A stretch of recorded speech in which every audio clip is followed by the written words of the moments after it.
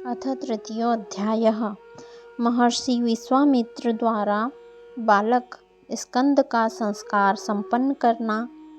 बालक स्कंद द्वारा क्रौंच पर्वत का भेदन। इंद्र द्वारा बालक पर वज्र प्रहार। शाख विशाख आदि का उत्पन्न होना। कार्तिकेय का पुण्यमुख होकर 6 कृत्तिकाओं का दुग्धपान करना। नारद जी बोले, हे देव, हे प्रजानाथ, हे ब्राह्मण, हे सृष्टिकर्ता प्रभु, इसके बाद वहाँ क्या हुआ, इसे आप कृपा करके बताइए। ब्रह्मा जी बोले, हे तात, इसी समय विधाता के द्वारा प्रेरित होकर महाप्रतापी विश्वामित्र स्वेच्छा से घूमते घूमते वहां जा पहुँचे। इस तेजस्वी बालक के अलौकिक तेज को देखकर वे कृतार्थ हो गए और उन्होंने प्रसन्न होकर उस बालक को नमस्कार किया। उस बालक के प्रभाव को जानने वाले महर्षि विश्वामित्र ने प्रसन्नचित हो विधि प्रेरित वाणी से उस बालक की स्तुति की। महान लीला करने वाला वह बालक अत्यंत प्रसन्न हुआ और अद्भुत हास्य करता हुआ विश्वामित्र से बोला। शिवपुत्र बोले, हे महाज्ञानिन, आप अचानक स्वेच्छा से जहाँ आ पहुँचे हैं, अतः हे तात, वेदोक्त रीति से मेरा यथाविधि संस्कार संपन्न कीजिए। आज से आप प्रसन्नता पूर्वक मेरे पुरोहित हो जाए। इससे आप सदा सबके पूज्य होंगे, इसमें संशय नहीं है।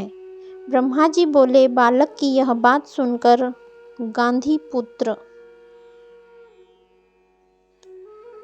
गाधीपुत्र विश्वामित्र जी अत्यंत प्रसन्न हो गए।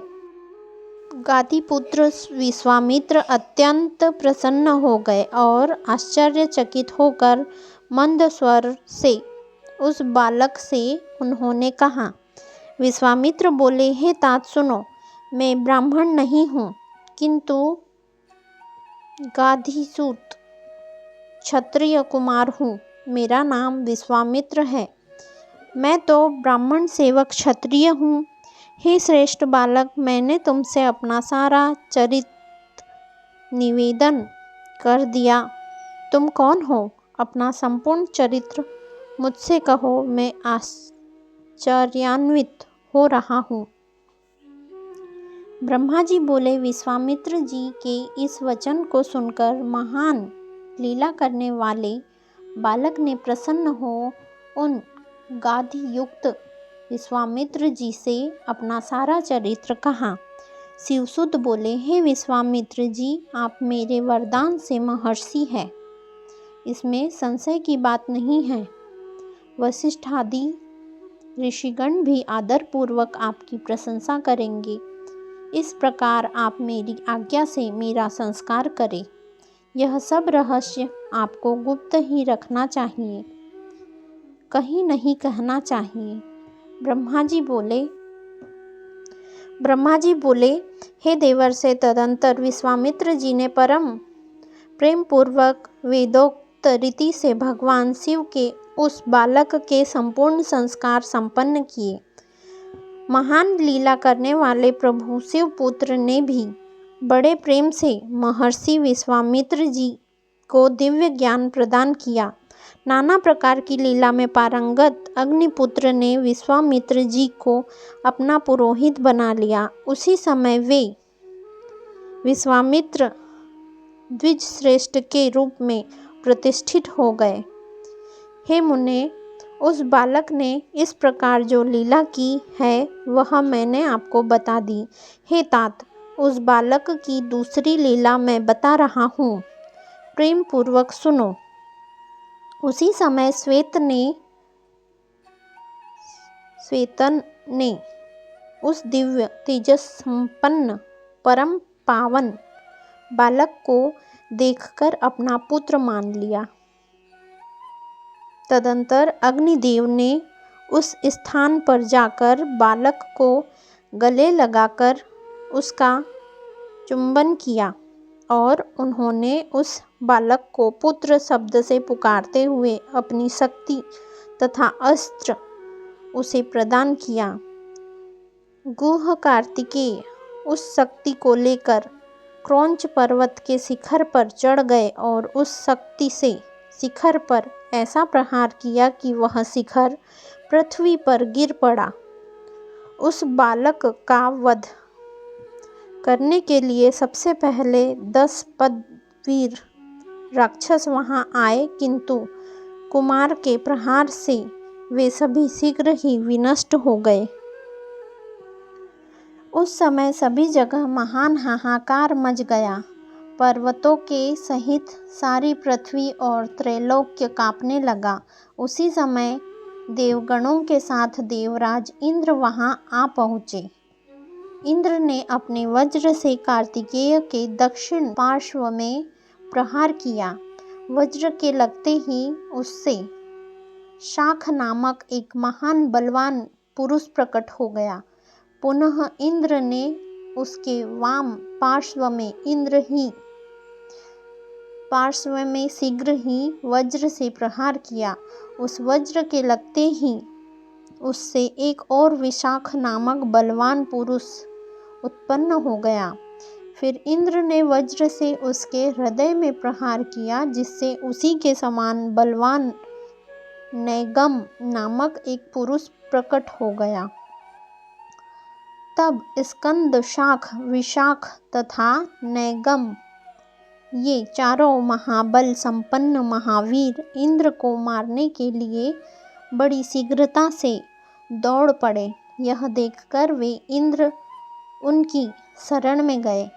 हे मुने, देवगणों के सहित इंद्र उनसे भयभीत हो उठे और वे विस्मित हो उस स्थान से अपने लोक चले गए, किंतु उन्हें भी पराक्रम के रहस्य का ज्ञान नहीं हुआ। हे तात, विविध प्रकार की लीलाओं को करने वाला वह बालक आनंद पूर्वक निर्भय हो वहीं पर स्थित हो गया। उसी समय कृतिका नाम वाली 6 स्त्रियां वहां स्नान के लिए आई और उन्होंने प्रभावशाली उस बालक को देखा। हे मुने, उन सभी कृतिकाओं ने उस बालक को ग्रहण करना चाहा। उसी समय ग्रहण करने की इच्छा से उनमें परस्पर विवाद हो गया। हे मुने, उनके विवाद का शमन करने के लिए उस बालक ने 6 मुख बना लिए और उन सब का स्तनपान किया, जिससे वे परम प्रसन्न हो गई। हे मुने, फिर उस बालक के मन की गति जानकर वे सभी कृतिकाएं प्रसन्नता से उसे लेकर अपने लोक चली गई। उन्होंने सूर्य से भी अधिक तेजस्वी तथा स्तनपान की इच्छा करने वाले उस कुमार नाम वाले बालक शिवपुत्र को अपना दूध पिलाकर बड़ा किया। वे प्राणों से भी अधिक प्रिय उस बालक को कभी आँखों की ओट न करती। जो पोषण करता है उसी का वह पुत्र होता है। जो वस्त्र एवं आभूषण इस त्रैलोक्य में दुर्लभ है, जो वस्त्र और आभूषण इस त्रैलोक्य में दुर्लभ है, उन सभी वस्त्रों एवं श्रेष्ठ भूषणों को प्रेम से वे उस बालक को प्रदान करती। इसी प्रकार वे अत्यंत प्रशंसा के योग्य दुर्लभ एवं स्वादिष्ट अन्नों को प्रतिदिन खिला खिलाकर उस बालक को पुष्ट करने लगी। हे तात, इसके बाद एक दिन कृतिकाओं के उस पुत्र ने दिव्य देवसभा में जाकर बड़ा सुंदर चरित्र किया और महान लीला करने वाला वह बालक संपूर्ण देवताओं सहित विष्णु को अपना महान अद्भुत ऐश्वर्य दिखाने लगा। उसकी इस महिमा को देखकर विष्णु सहित अन्य देवगण तथा ऋषि अत्यंत आश्चर्यचकित हो गए और उस बालक से पूछने लगे कि हे बालक, तुम कौन हो उनकी बात सुनकर उस बालक ने कुछ भी नहीं कहा और वह शीघ्र ही अपने घर चला गया और पूर्ववत गुप्त रूप से रहने लगा। इस प्रकार श्री शिव महापुराण के अंतर्गत द्वितीय रुद्र संहिता के चतुर्थ कुमार खंड में कार्तिकेय की लीला का वर्णन नामक तीसरा अध्याय पूर्ण हुआ। श्री शिवाय नमस्तुभ्यम। कृपया कमेंट में हर हर महादेव अवश्य लिखिए। धन्यवाद।